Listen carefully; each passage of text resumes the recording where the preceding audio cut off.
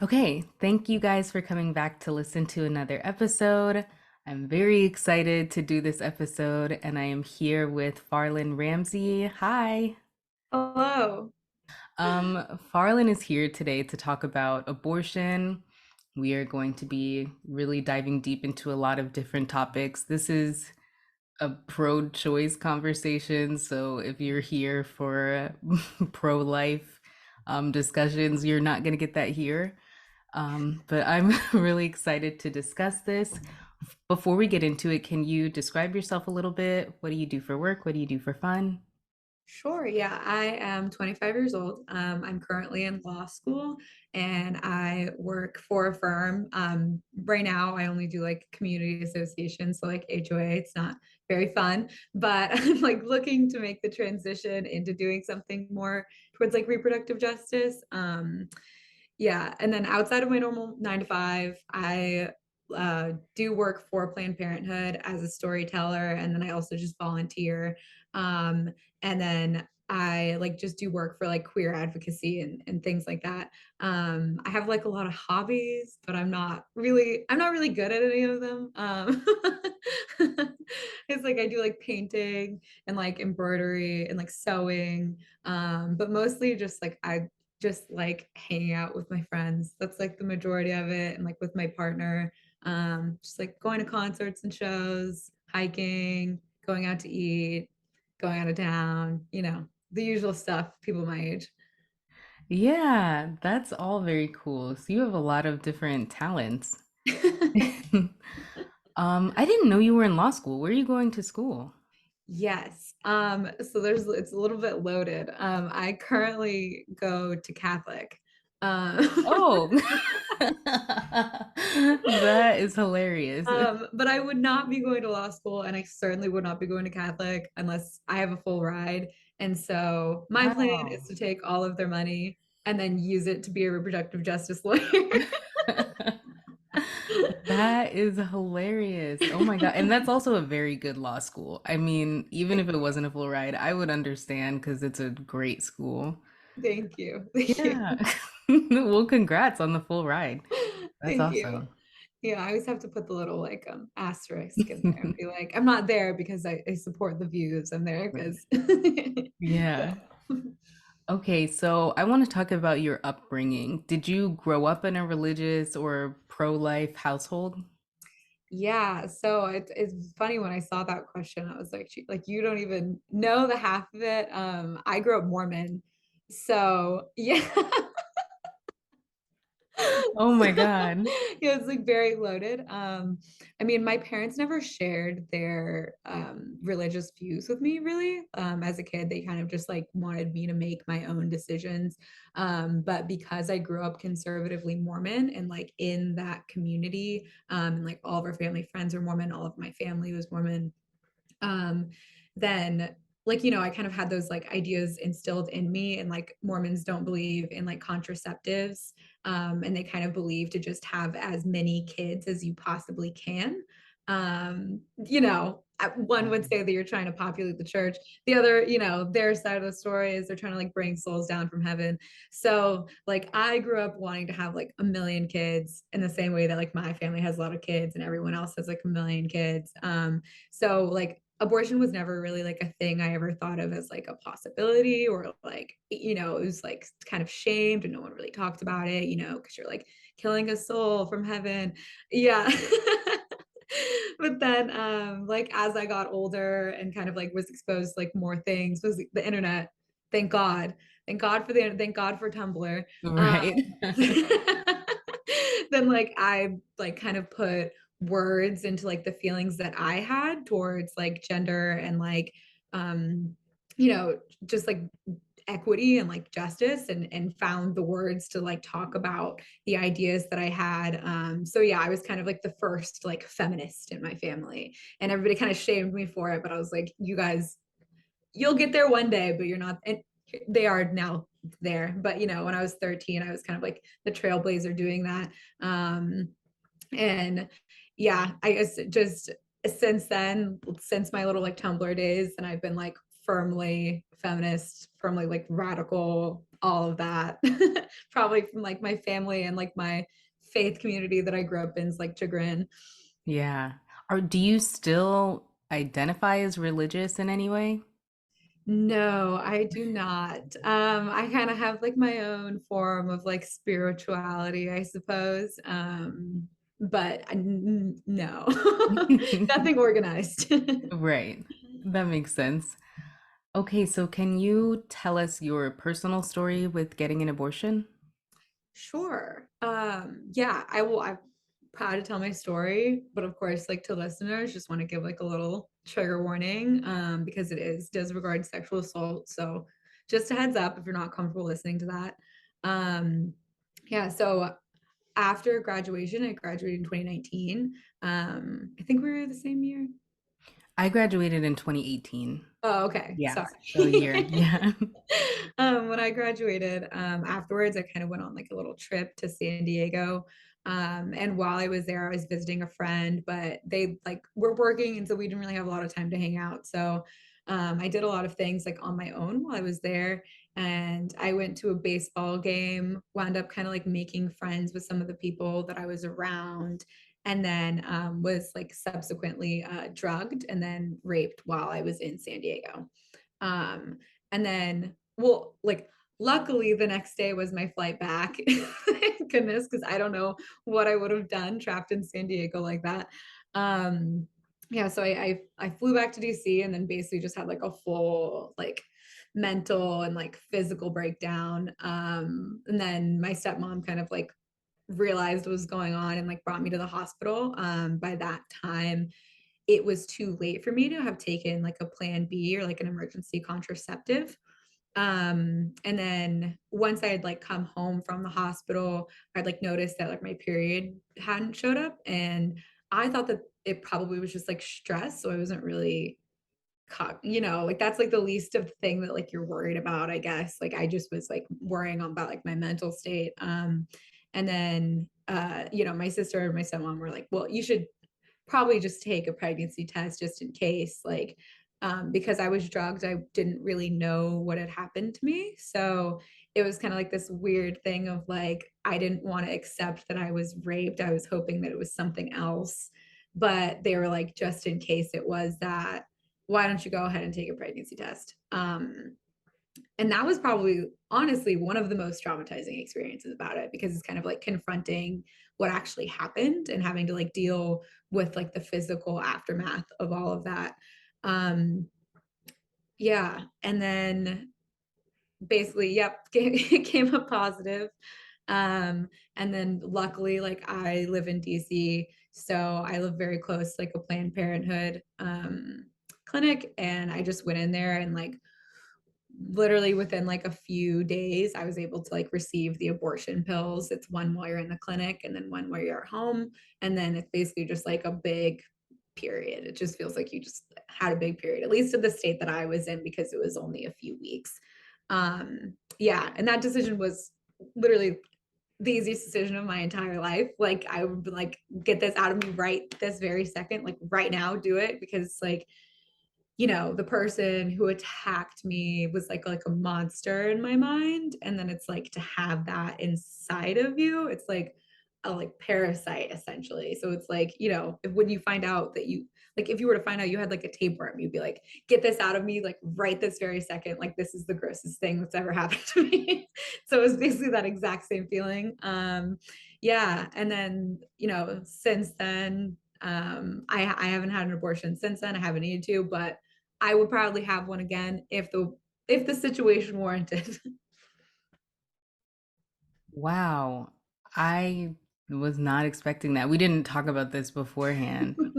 Oh my gosh. So do you know who the person is at all? I have no idea. I have like vague recollections of who it was. But I really didn't know, and it wasn't really something that was like on my mind. It was more of like a survival thing. So there was no like pressing charges or anything. I just was like, get me home, and like Mhm. I need to heal from this. Yeah. So I have no idea. Complete stranger. Wow. Well, I'm so sorry that that happened to you, and I appreciate you for being able to tell that story. Clearly, you've told it many times because you say it so easily. Yeah, yeah. I mean, it wasn't easy to talk about at first, for sure. But I've been through a lot of therapy. And like the main thing that I do for Planned Parenthood is storytelling. So I have kind of like a more of like a narrative approach to that story that like I tell on a stage. Because like although my story seems like so extreme, it's a very common occurrence. Like it happens all of the time, and Mhm. people just don't talk about it. Yeah, that is crazy. So does the story almost, I don't want to say it does it lose weight, but does it feel separate from you after telling it so many times? Does it almost feel like you're telling a story about somebody else? Um, no, I mean, I think it's like it's very like personal to me. Yeah. I wouldn't say I'm definitely not thankful for the experience, Right. but that experience was such like a shaping moment of my life that really like taught me who I was, and like taught me my strength and like showed me what I want to do in life and who I want to advocate for and like what I believe in. So like I hold it like really like true to myself. I haven't Yeah. really like dissociated from it too much. Although there was some bit of dissociation because I was going through a very traumatic time. Right. Yeah. Yeah, I was just curious. An episode I recently did was I was talking about domestic abuse, and she also told her story so easily it seemed like. And I Mhm. was just curious after telling it so many times what it feels like. But I don't want to say I'm glad it still feels personal to you. But I'm glad it doesn't feel like, you're just telling a story about anybody. Right. Um, I mean, I think that like you go when like something that big happens to you is that you go through like the five stages of grief. And, for a lot of people, it's easier to kind of pause that process of going through the grief by depersonalizing yourself from it and just kind of like crunching up that trauma and just like putting it in a box and being like, okay, like, haha, that didn't happen to me. You know what I yeah. mean? But I mean, like something like, it's important in therapy is basically like unboxing that. And then it's like, okay, let's process that grief of like what happened and like who you used to be. And like, we need to accept who you are now because of it. Yeah. Okay, so that was 3 years ago. When Mhm. did you start volunteering with Planned Parenthood? So I started volunteering pretty much right after that draft opinion leaked. I've always like I have like done like some little things for Planned Parenthood. Like I've always had friends who worked with Planned Parenthood, so like I would go to like their events and like help out with things. But I didn't directly, get like payrolled by Planned Parenthood until earlier this year. Yeah, when the draft opinion leaked and everyone online, on Instagram was like posting all of these kind of like, uh, I don't know, like where they're like, I support like Vicky and I support Rebecca and like all of those things where like people were talking about these like hypothetical situations. Right, I know what you're talking about. Yeah. Yes. And I'm like, they're not hypothetical situations. Like I would guarantee you that if you ask 10 women or like AFAB people in on your Instagram if they've had an abortion, like they would say yes, you Hmm. know. And so it's like it's not a hypothetical situation. It's constantly happening. And so like posting that or like where people are being like, no one likes abortion. And I'm like, I like abortion. Like I don't know what you all are talking about. There's nothing but good things that come out of abortion. Like I support abortion. Get an abortion whenever you need to. So like I was like, let's stop talking about hypotheticals. I'm gonna post my story because people need to know that it's not just these random made up people. Like these are people that you're close to and that you know. So I wrote out like my kind of like draft story and like posted it on my Instagram. And like one of my best friends was like, this is fantastic. Like, like the writing, not the, the story was unfortunate, but like, like the way that you told it and like your strength in doing that, like, they were just like, this is great. I want you to be a storyteller for me, please. Can you do that? And I was like, yes, like I'll do anything to help. Hell yeah, like let's do it.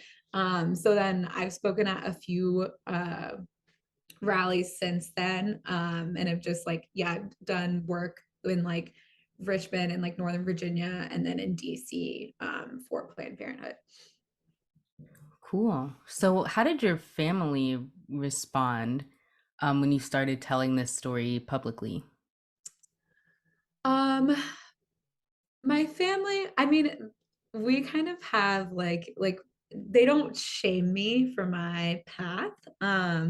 But it is that we all kind of have our different paths, I guess. So they didn't really say much in my story. I specifically mentioned my sister and my stepmom because they were there at the time, and they kind of were just like, "Oh, you're strong. Thank you for sharing." But there wasn't really much response from my family, which is honestly okay with me. I don't really get hurt about it. Yeah, more of just excellent love and support for my chosen family, which is far more important to me. Like their love for me is far more important than my family. Yeah, great. So, you mentioned you have, how many siblings do you have? I have three. Okay, that's Yeah, not crazy. it's Are not they? crazy. My aunts, my like cousins all have like seven kids. We have a relatively small Mormon family. Wow. So, are some of your siblings still Mormon and super religious? No. My family like moved out of like Mormonism, I guess, when I was in like my young 20s. Yeah, but we all still kind of have like different lifestyles. I'm definitely a little, I have a younger sibling who's also like gender queer and queer. So like we get along on like yeah, like a good basis, since Yeah. like the other ones. But even then they didn't really like say much about it, and I was just like, okay, whatever. That That's is fun. unfathomable to me, but I know. I anyway, mean, we all wish that people would be a certain way, but right. you know. Yeah, all of our families are unique. Yes. But so from your work with Planned Parenthood, I'm curious what you've learned about why most people get abortions. I feel like there are a lot of misconceptions about people who get them and why they get them. So what are some big misconceptions about it? Yeah. So, I mean, the main misconception is that in order to have an unwanted or unplanned pregnancy, that you are somehow being irresponsible, which is absolutely not the case at all. I mean, if you talk to anyone, if you do not want to get pregnant, you're going to do what you can to not get pregnant.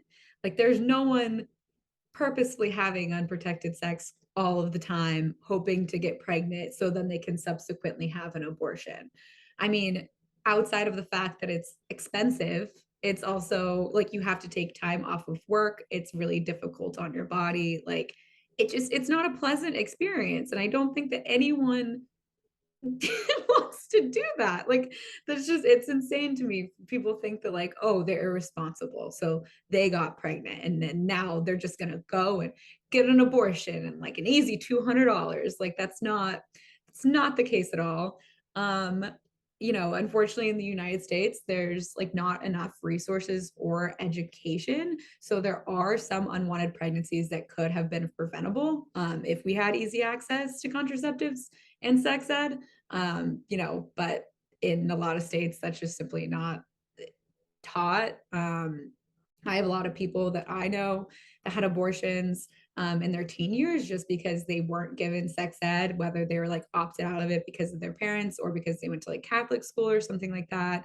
And then they just didn't know how someone gets pregnant and then happened to get pregnant and then had to have an abortion in their teen years, but that's not them being irresponsible. That's the adults in their lives being irresponsible.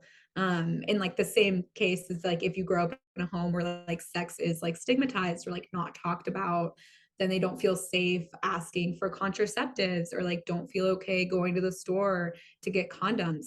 So it's like even if they do know, you know, teenagers are going to have sex or young people are going to have sex regardless, you know, even if they're not planning on it, they're going to. And so if they don't have an environment where they can safely ask for those things, then an unwanted pregnancy is like very, it can happen easily. And then even if they were to obtain like contraceptives, even if people had contraceptives, there is no contraception that is 100% effective. I don't know why people think that if you're on the pill, then you can't get pregnant. Because like if you are using condoms, it's 98% effective. So if 100 people have sex, two people, even if they're using a condom perfectly, still are going to get pregnant. In the same way that if you're on the pill, if 100 people have sex, there's going to be one person who gets pregnant, even when using contraception perfectly. Which nobody does, by the way. Which no No one uses it one does. perfectly. No one does. Like you miss an hour, like something, you know what I mean? Like you're on antibiotics. Like there's so many things that can happen for your contraception to not be working perfectly. So it's just the most insane thing to be like, oh, well, they should have been using contraceptives. It's like they might have been. Like, I mean, frankly, that's none of your business. But even if they were, like, oh gosh, like I did some quick math so that so that I can explain this to people because it's just insane. Um, so it's like, you know, a rough estimate. This is like a really underestimate because I was just taking like census information of like people aged 18 to 44. So clearly there are people outside of those realms that can get pregnant and are having sex, but that's roughly like 160 million people in the United States. And then if we cut that in half to eliminate those that are like AMAB, assigned male at birth, then we have 80 million. And then if we eliminate a quarter to account for people having non-reproductive sex or like queer sex, 60 million. And then if we take 1% of that, 1% of the 60 million people having sex that are using, say they were on the pill, using it completely perfectly, that is still 600,000 unwanted pregnancies if all of these people were perfectly using the pill. So to act like this is some sort of like, you know, people are being irresponsible and that's why there's unwanted pregnancy, that's simply not the case. If people are the most responsible they've ever been, that we've ever seen a person be, there's still going to be hundreds and thousands of unwanted pregnancies in the United States. And the only way to deal with that is with abortion. Right. And I also think a woman DM'd me a few weeks ago talking about two ectopic pregnancies that she had. She Mhm. fully wanted those children, but Right. had to abort them or she would have died. And I feel like people greatly underestimate the number of people who are in that situation Right. or who have basically had a miscarriage, like the heartbeat has stopped. Mhm. And so it's either sit with a dead fetus in your body or abort it. Like that's still an abortion. Yeah. Yeah. So Yeah, there's like yeah, medical reasons to have abortions other than an unwanted pregnancy for right. sure. Yeah, and I mean to me it's like abortion is just a medical procedure. Yeah. In the same way like everybody has medical maladies that we want to cure and get rid of. And Hmm. so why are we shaming this one?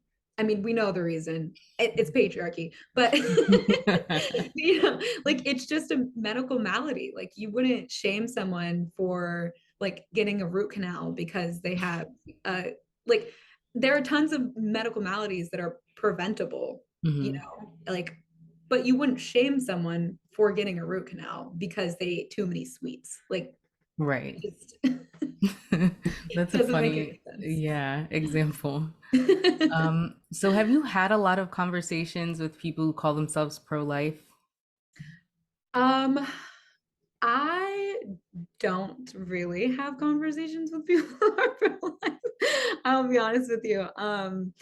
You know, I like to protect my peace, and I think that the people who are claiming to be pro-life, or like I call them anti-choice, anti-people, are coming from a place of like their arguments are illogical. It's either based in like religion or like weird other arbitrary like moral groundings that can't be argued. And so like I just simply choose to not engage because there's not really anything that you can say to make them understand that like it doesn't matter. Like their arbitrary opinions don't matter. So Yeah. I don't really, but when I hear people talking or like giving anti-choice arguments, then like, I'll answer them in my own mind just to like keep up on how I should respond to people, but I do not engage. I do not engage.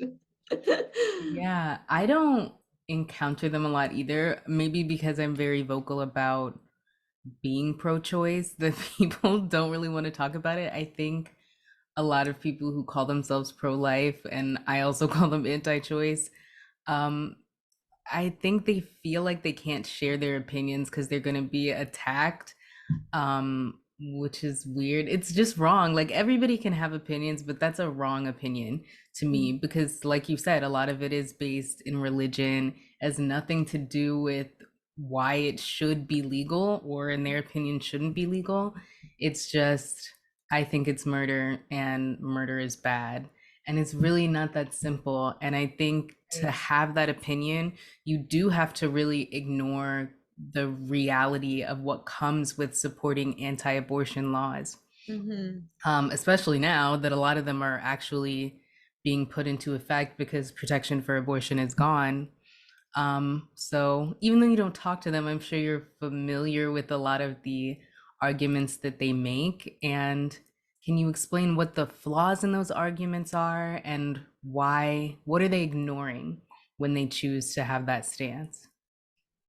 So I kind of like, I feel as though the leadership behind this argument and the people, just like normal Americans who aren't a part of SCOTUS, aren't a part of Congress, aren't a part of all of these things, they both follow it for completely opposite reasons. I kind of believe that the people in leadership kind of have this facade of making it about Christianity, which like we've seen that since the Reagan era of conservatives just claiming that this is a Christian thing. And then it makes all of like middle America and like Christians and other like right leaning people get very emotional and very up in arms. And so they will like sacrifice anything to make sure that like that legislation is being passed that's supported by the leadership itself. Um, so to me, like, I just believe that they're manipulating Christian America into believing that this is about Christianity, when in reality, it's about ensuring that they stay in power in America for as long as possible. Because with America transitioning towards a minority majority, and with youth vote and more people becoming, or not becoming queer but coming out as queer, so we're moving more towards left politics. And so in order to keep their position, then they have to act like basically oppress as hard as they possibly can on those that have already being oppressed. um yeah, so yeah, I mean, like all of their policy decisions revolve around keeping the oppressed groups of the United States oppressed, so that there isn't enough voting power and that like those groups don't have enough energy or money to keep them out of office.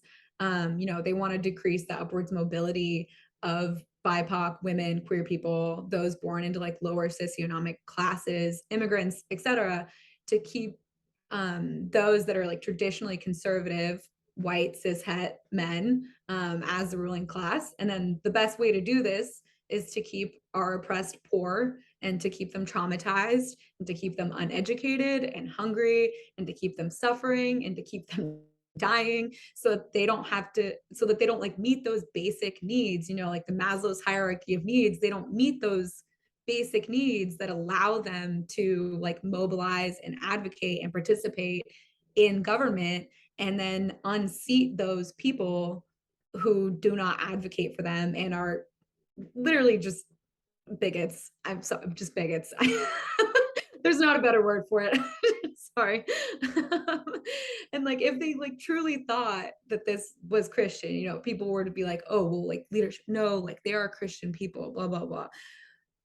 But if they actually did care about like supporting life, you know, we've seen this argument a million times, like foster care system, they should advocate for comprehensive sexual education, paternity and maternity leave, universal health care, free mental health care, free childcare, free preschool, free post-secondary education, rehabilitation programs, prison reform, food programs, et cetera, et cetera, et cetera. But all of those things that I just named also empower oppressed communities that would unseat them. So it's like very blatant that this isn't about Christianity for them. This is just about oppressing people and keeping themselves in power. You know, the United States was founded on oppression. The system will continue to perpetrate that oppression unless the system is changed. So that's where we are with the leadership. And then, of course, I believe that the followers of that, you know, they kind of fall into two categories, like those that see through the manipulation and lies, and they also perpetrate, they also want to continue to stay in power. So like they might guise themselves as believing in Christianity, but also they just support white supremacy essentially. And then those that are brainwashed enough into thinking that this actually is about religion, and that like a person is immoral for having an abortion. You know, I don't blame people, I guess, if they believe that their religion tells them not to have an abortion. But, you know, we're not all Christian here. Or whatever other religion that's perpetrating that belief that abortion is immoral, you know. So and like they might like claim that there are other solutions to this problem, but those are solutions are just like simply not logistically sound.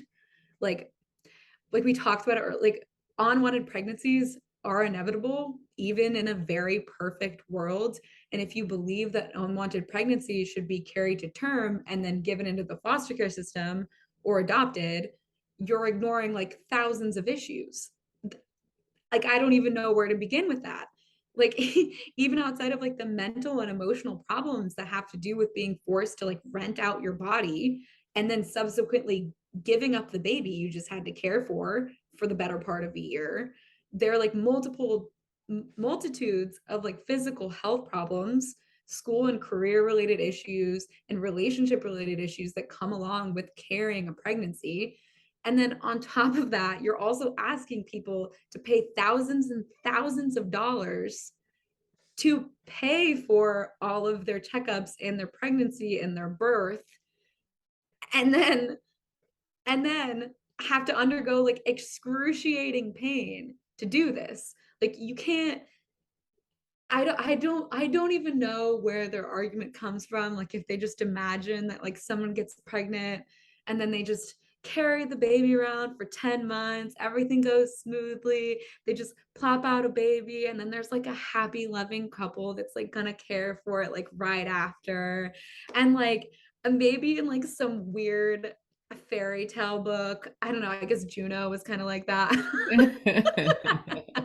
Like there's like made up situations where like, or maybe that happens occasionally, but like the reality is that uh, like you can't move on with your life in the same way that it was prior to that.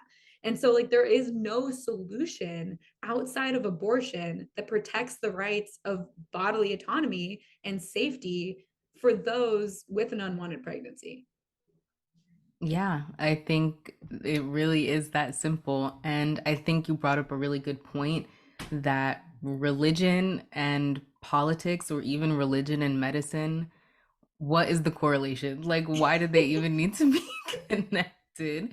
If you're religious and you don't want to get an abortion, or you don't want to be with somebody who would get an abortion, fine. Like, don't Mhm. get one. You Don't do never, ever, ever have to get one. It's 100% okay. it. Mhm. But saying that other people shouldn't be allowed to get abortions because your religion says that they shouldn't be able to get them, which I don't think any religion explicitly even says that, but No, it doesn't.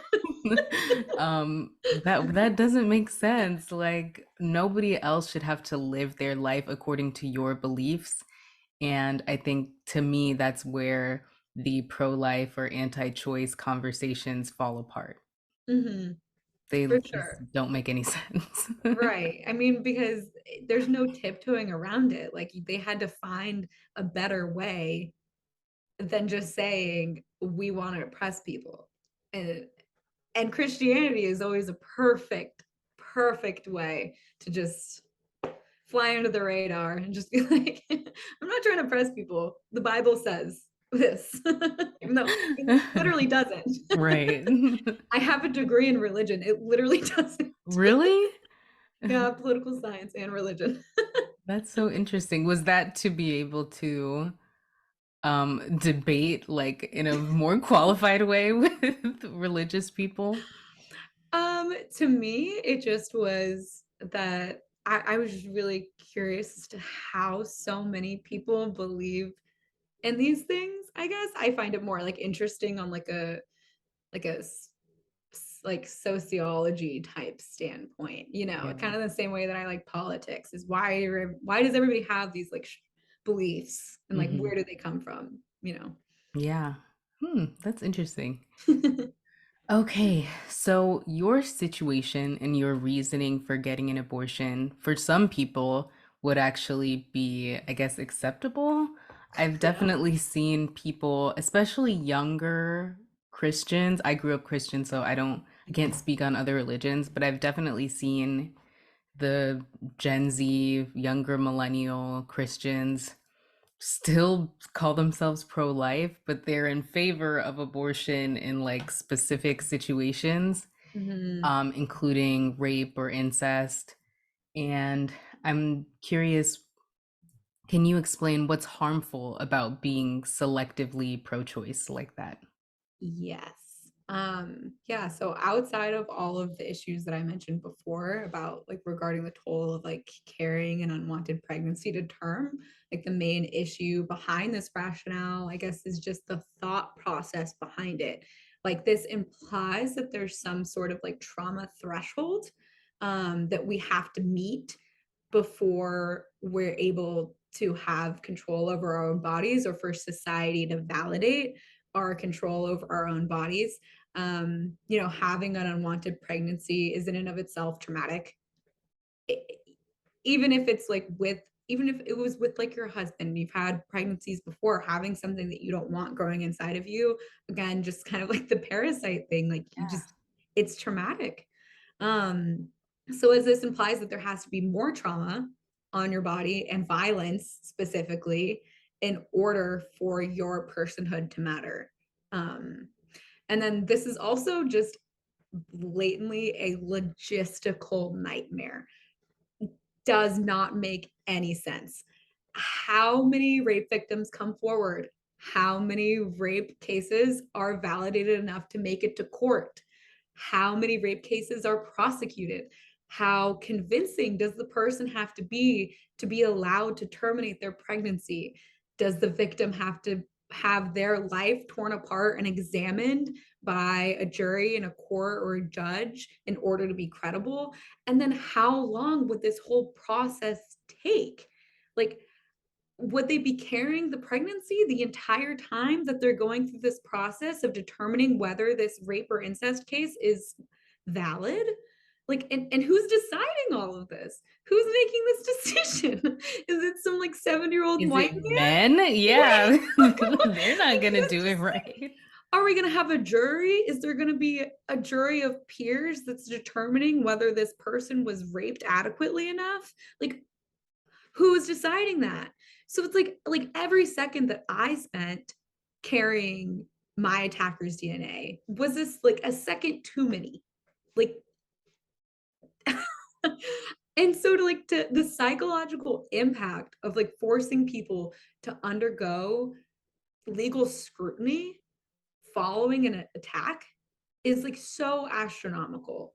You know, you get attacked and then you come forward with it, you find out you're pregnant, and then now you're going to have all of these people and all of these men, and like are you going to have to go on the witness stand in front of your attacker because your defendant has the right to cross-examine you, to be confronted by their accuser. So now are we going to continue to traumatize them in order for them? It just, it does not make any sense. It doesn't make any sense. And no one should have to be the perfect victim in order to make their own choices.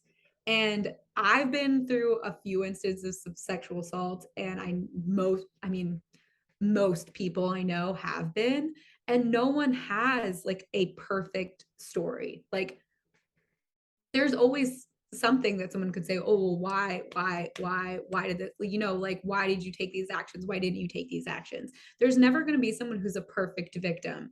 And even if they were to go through this process, it's just ridiculous. It's so ridiculous. And like the fact that they do not want the a pregnancy is enough reason, like period, point blank period. Right, 100%. And like the legal system would have to care about rape first for that to even be a justifiable reason. Right. And like you said, most people don't want to come forward. It's difficult to prove. There's always so many people trying to undercut you or say that you're not telling the truth. You're Mhm. right. It would just be even more traumatic than having to get the abortion anyway. Right. And it's dumb to me to only support it in those situations because how are you ever gonna know? Like, Yeah. it's weird to say I'm only okay with it in that situation, but you really don't know when somebody's getting it for that reason. Right. So, And yeah. it's such like a time related thing as well. I mean, a lot of these like I mean I guess like in some of these places, they would get rid of like the time limit, I suppose, if they were going to allow it in cases of rape and incest. But like I work for the legal system.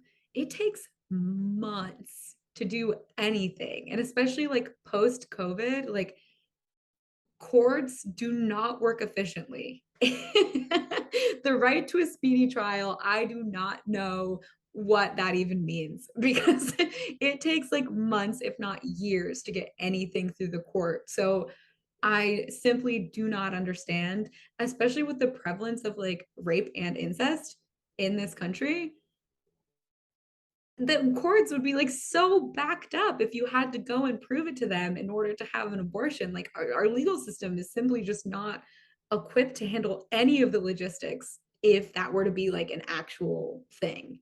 So I don't know. I mean, in some states they're trying to make that a law, and I am just really curious as to see how that's going to just completely implode. Yeah, it's really dumb, Yeah.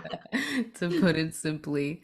So it's been almost 2 months since the Supreme Court overturned Roe v. Wade. And can you explain a little bit what challenges people are facing in states that are passing anti-abortion laws, including people who don't want to get an abortion? Yeah, yeah. You know, unfortunately, Roe wasn't adequate at all. That's like kind of one of the only like pro sides that the people that work in like reproductive like justice and reproductive rights are kind of saying, is that like, Roe was kind of a dumpster fire in and of itself, and it was so vague and allowed people to make these like, 6-week bans, which that you won't know you're pregnant until 4 weeks. So that doesn't even, or like the holding periods and just, all of these, we still allow abortion, but they're not. they're not actually allowing abortion. So like we're hoping that something better can be put in its place. So unfortunately, a lot of these places like Texas or like Ohio or like, the place already had really strict bans in place. So not a lot has really changed within those areas. Um, I would say that I guess like the main issues that I see arising like after the fall of Roe are kind of like the psychological and like mental impact that this is having on like us as a society and like the youth, and then like what this means politically. And then a lot of like the like attempted like banning of like crossing state lines to get an abortion, and then also and then also just like the confusion surrounding like what the laws actually are at any given point in time and a state. I think everybody's just kind of scrambling to figure out like what's happening. We're still like trying to wait for the dust to settle a little bit, and so it's just causing a lot of confusion. um yeah like a lot of people were under the impression that the states were able to ban its citizens from traveling across state lines to get an abortion, and people are still fighting for that.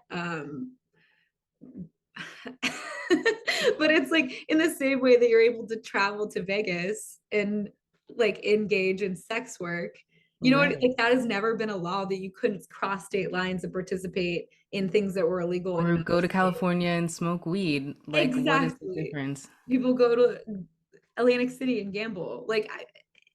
That's never been a law to not allow your citizens to cross state lines to engage in something that might not be legal in your own state. Right. So, I mean, I don't think that, because that would be a crazy precedent. And so that definitely is not going to happen. There's never going to be a ban that makes it so that you cannot travel to another state to get an abortion.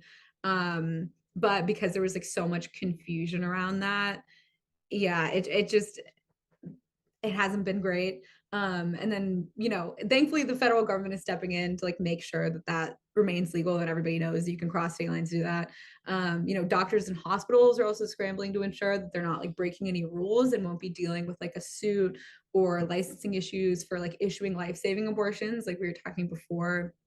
um we've seen a lot of those like horror stories of like women online having to like live with non-viable pregnancies or going through like traumatic pregnancies, traumatic like pregnancy complications and like surgeries because they have like an ectopic pregnancy, and if they took care of it right then and there with an abortion there wouldn't be an issue. But instead we had to wait 3 weeks because the doctor was trying to figure out if they're even able to carry out the life-saving operation, and then by then it's rupturing her fallopian tubes, and now we have to go and like reconstruct her uterus and like do all of these things. So like there are some definitely like some big medical implications. I think we're starting to kind of figure those out, and that like the federal government, Biden released that like executive order stating that like any life-saving abortions like must be carried out. But I think that a lot of doctors still are really hesitant to do so because they don't want to be unlicensed or like have like a medical suit essentially from their state. So it just is like a really precarious zone. I mean, I believe that they should just go for it because the Hippocratic Oath, if you know that you can do an operation that would save someone's life, I think that you are bound to do that. But I understand also not wanting to get unlicensed because of that. And I guess just like the lines of like what's constitutional and like what's unconstitutional are really being blurred, and everyone's trying to figure out what the legal landscape of abortion looks like after Roe. um and then like a lot of places are beginning to like create laws that allow abortion in cases of incest or rape, but then like how is that going to be enforced at all? It's just a nightmare in the courts and like the political system. So it's causing a lot of issues, and everyone's kind of like tiptoeing, trying not to cause a lot of problems. I mean, on top of that, a lot of abortion centers, there were trigger bans that went into place in Texas for sure, where like 3 clinics just had to like shut down. So it was like hundreds of people were just unemployed right off the bat, like a week after. So that's just a direct effect of Roe and just like the harm that it had like on the communities is that you just a bunch of people were out of a job and now they have to like struggle to find their place as like reproductive rights people or reproductive justice people when like now there's not even really a place for them within their state anymore, and now they have all of this I guess experience in this with like nowhere to use it because their state has just decided that it's no longer a thing. um I mean, it's predominantly affecting like the least powerful in our society, and it'll continue to do so. So like BIPOC women, queers, and like lower socioeconomic classes will definitely be the less likely to have the means to travel outside of their states to seek care, which keeps them and their children in a cycle of poverty and oppression. Um, and this is why it's like extremely important to donate to abortion funds for sure, which fund plane tickets, hotels, gas money, childcare, etc., that people need to be able to get to their nearest abortion center. And I'm going to do a shameless plug for Blue Ridge Abortion Fund, which is our Virginia local abortion fund. And it's really important to keep those open and running, and specifically in Virginia and North Carolina, because they're blue-ish. And if we're not like voting and like advocating to keep these areas blue, then we're going to lose abortion centers that are within the southeast, and it'll just there's not going to be a place for people to go and get abortions. Yeah, especially now in Virginia because we have Youngkin. Yeah, Yeah. Youngkin like threatening like to do an executive ban on abortions. We're narrowly being able to keep that out of Virginia because there's blue legislature. And although like I don't know, because voting is such like a loaded privileged thing to tell people to do, but in this case voting locally, especially if you're in like a blue or a purple state, it's really important to keep those things blue so that you don't have trigger laws that cause all of these abortion places to shut down, and then in other states surrounding you won't have accessibility to abortion. And so instead of the abortion fund being able to only like contribute $1,000 for somebody to go from South Carolina to North Carolina to get an abortion, if that gets shut down and Virginia and North Carolina don't have abortion centers anymore, then now instead it's like $10,000 to get someone from Texas all the way up to God knows where, Maryland, I guess. So, somewhere farther up. Yeah. So it just is like important to like, especially right here, to keep this as blue as we possibly can to stop these trigger laws from going into place. Yeah, that's a really good point. All of that were all very good points. Um, Thank I you. want to last like big question, I guess, about religion in the medical field.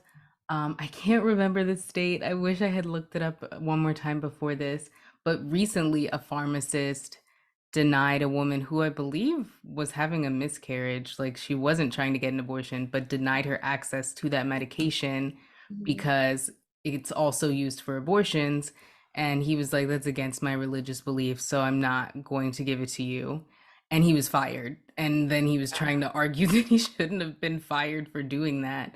Um, I think it's pretty obvious we both believe that religion has no place in the medical field. Mhm. But I'm curious on your thoughts. What makes allowing religion into the medical field a slippery slope? If we allow people to exercise their beliefs when it comes to other people's lives in this situation, how can that lead to bigger problems later? Sure. Yeah. I mean, if you're not someone who's comfortable administering healthcare, then you shouldn't be a healthcare provider. I That's just point blank. I mean, we have people who are like Christian scientists. Maybe I'm wrong, but definitely Jehovah's Witnesses for sure, who are uncomfortable with or disagree with blood transfusions.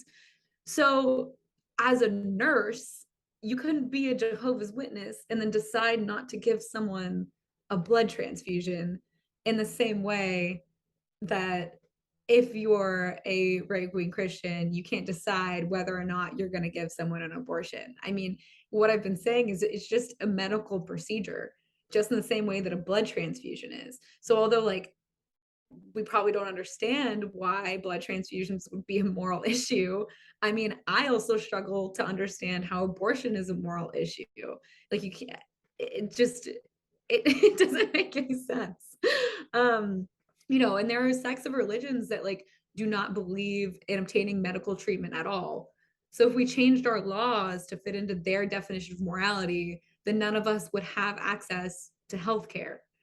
The right to like your beliefs does not trump someone's right to life. And if your beliefs are, in your opinion, violated, like the worst thing that could happen is that like you feel like hurt and offended. But if my right to my own body is violated, like worst case scenario, like I die. So really acting like those two things, like right to religion or free speech, is the same as my bodily autonomy, like pretending that those are equal rights is just completely farcical because they have different outcomes of what happens when those things are violated. So you can't claim religious freedom when taking over someone's body. I mean, in the United States, we have a history of violating people's bodies in the sake of like claiming religion. I mean, like it was our country was built on that. And so to like harken back to that argument, you know, in the Bible, there are tons of places where like slavery, rape, incest, and like killing are justified in the Bible. So like, and those are literally in the Bible. Abortion isn't even in the Bible. So like those things are literally in the Bible, but you don't have the right to justify your incest or rape or slavery or any of those things that maybe some of like the biblical heroes did because you don't have the right to practice your religion over the right to someone else's body. Simple as that. Okay. What words of support would you give to somebody who's feeling shame about getting an abortion or about wanting to get an abortion? I mean, abortion is a medical procedure. People have safe abortions every single day for so many reasons, and every single reason is valid. You're not a bad person. You're not immoral. You're not irresponsible. You're not disappointing. You're not selfish. Like, you know what you need above anyone else. And no one else has to be comfortable in your life or in your skin except for you. And I mean, people who love you in the way that you're supposed to be loved wouldn't guilt you or shame you for making the best decision for you in your life. Yeah, I think that's a great message. Do you do you wish that more people would share or felt comfortable sharing their stories about getting an abortion? Yeah, definitely. I spoke up because I felt like I needed to. Because there's so much stigma around it, and by like staying silent and like not saying the word abortion, like treating it like a dirty word, like and like not saying it with your full chest, like perpetrates that stigma. And it keeps people hiding in the closet about like it's perpetrating that shame. And you can't shame someone who's unshamed. I can never be shamed for my abortion because I don't feel shame about it. And so to continue that wave of like mindset about it, then like if the entire United States had that same feeling, then like abortion wouldn't be stigmatized, and then it wouldn't be a moral issue. And then, people would understand that most people in their lives have had abortions. that have definitely made them happier, healthier people. Yeah, absolutely.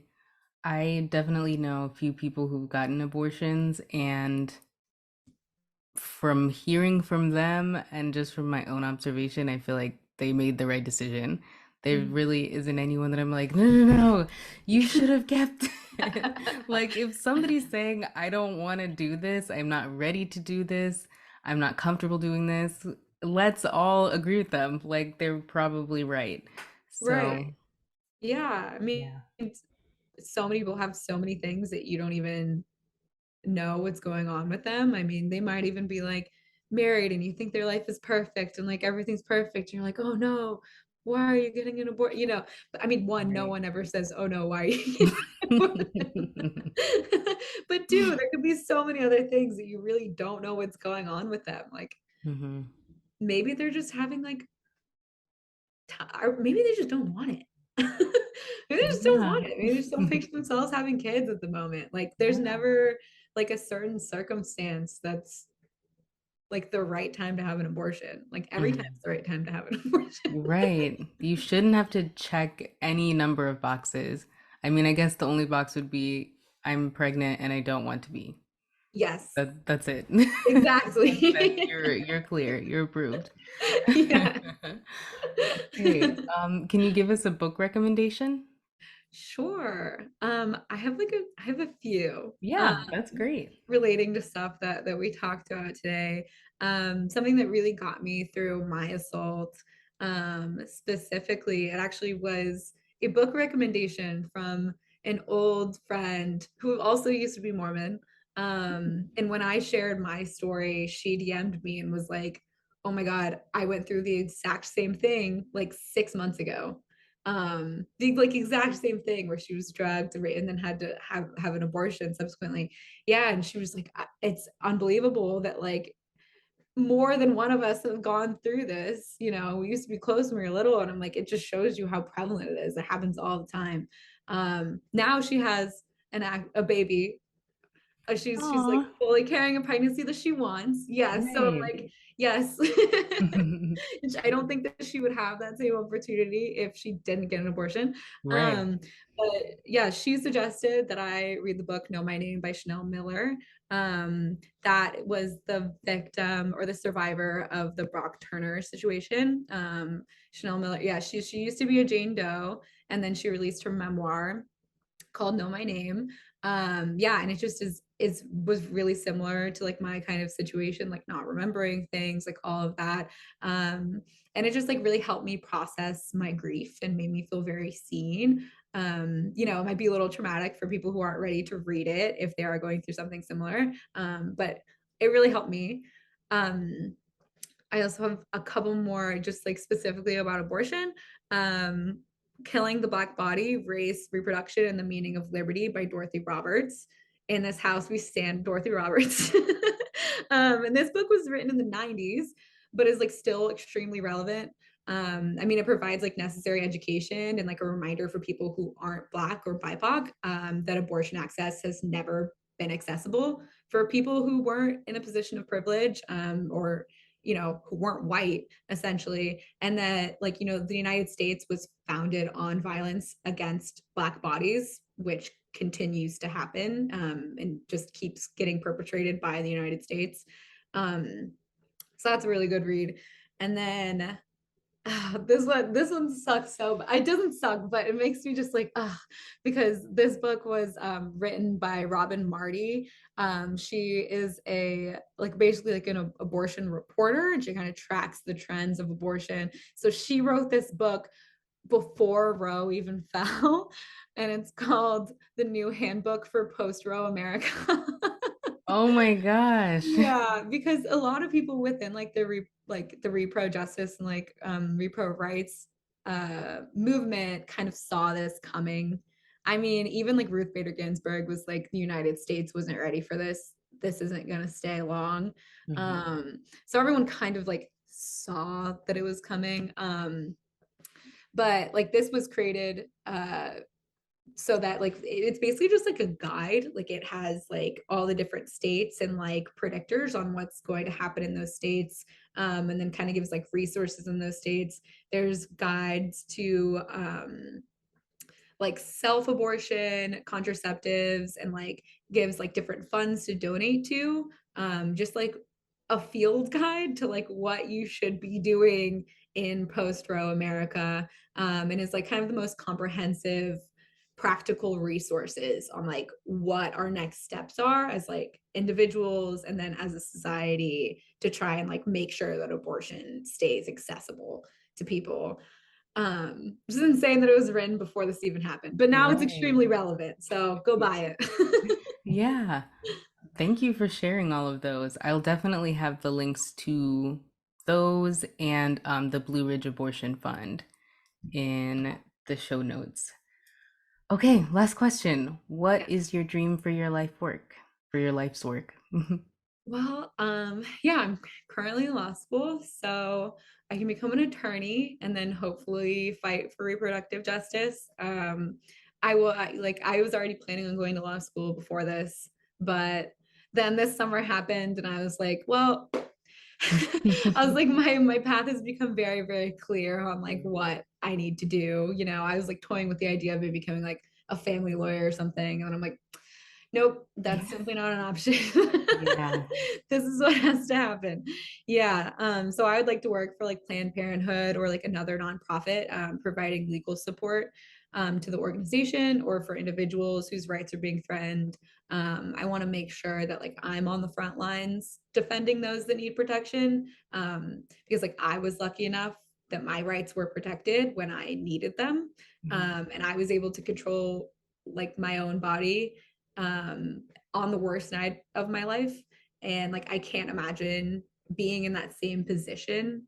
Like a bunch of people probably are in states that are removing abortion access, where, you know, they've gone through something similar to mine, but they don't have the ability to escape that. And I just want to do anything that I can to make sure that they have that access whenever they need it.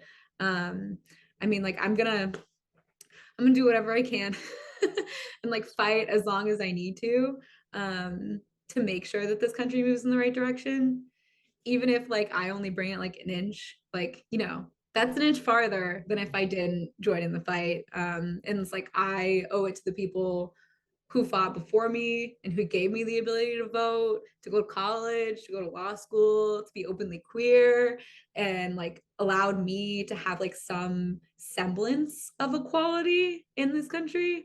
Yeah, to like fight for the generations after me, because if you don't keep fighting for the people ahead of you, then, you know, where will we be? Mhm.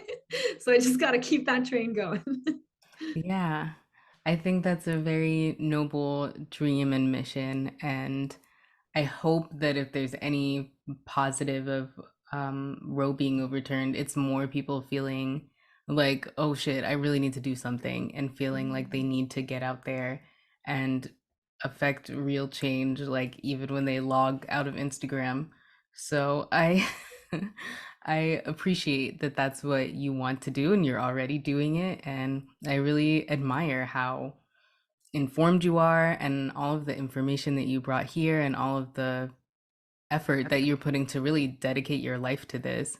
Mhm. Thank you so much. Thank you. Yeah. Thank you for listening and having me. Yeah.